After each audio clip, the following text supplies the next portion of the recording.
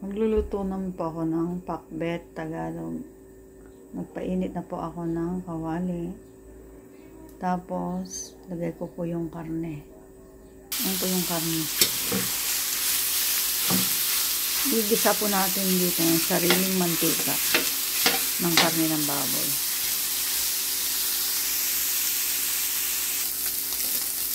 Yan po.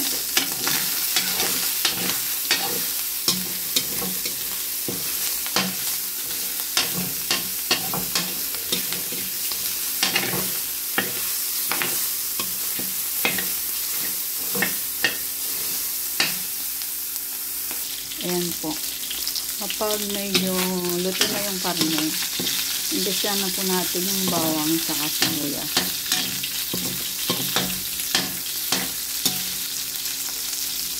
Pagilid po natin. Ay, magigisa na po tayo ng bawang sibuyas. Ayan po, magigisa na po tayo ng bawang.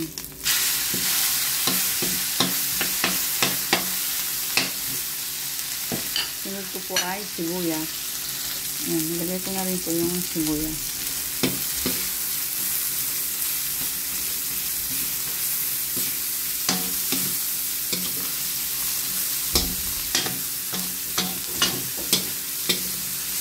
Gisa-gisa lang po.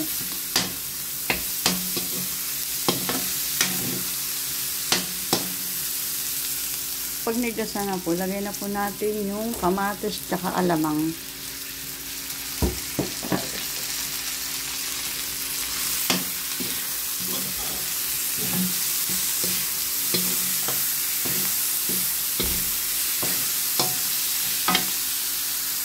Kapag nagasa na po lahat ng mga rekado, lagay na rin po natin yung kalabasa na hindi nahiwa. Tapos lagyan po natin ng konting tubig. Pagkatapos mo yan ay takpan po natin para madaling maluto. Ayan, buksan na po natin at kumulo na yung ating niluluto. Lagay na rin po natin yung sitaw at okra.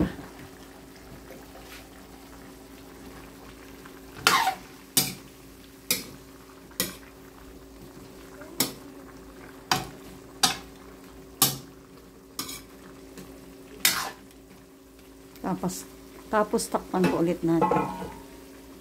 Mga ilang minuto ay luto na po ulit. Ilagay po natin ulit yung ampalaya. Mas masarap kasi yung ampalaya na crunchy, yung hindi masyadong overcook.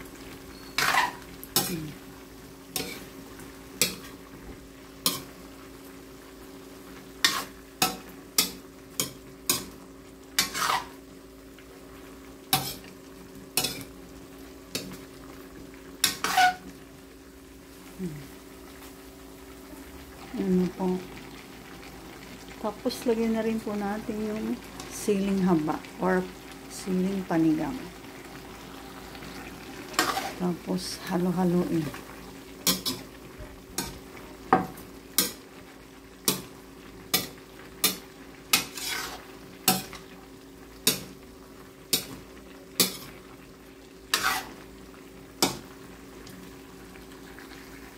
Tapos lagyan na po natin ng pampalasang bagoong.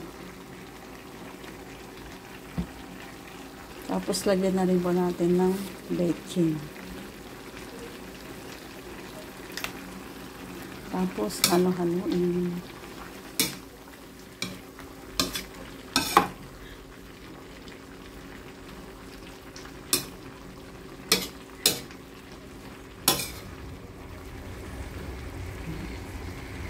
Ayan. Luto na po ang aking pakbet Tagalog. Mas masarap po kapag hindi masyadong luto yung gulay para crunchy.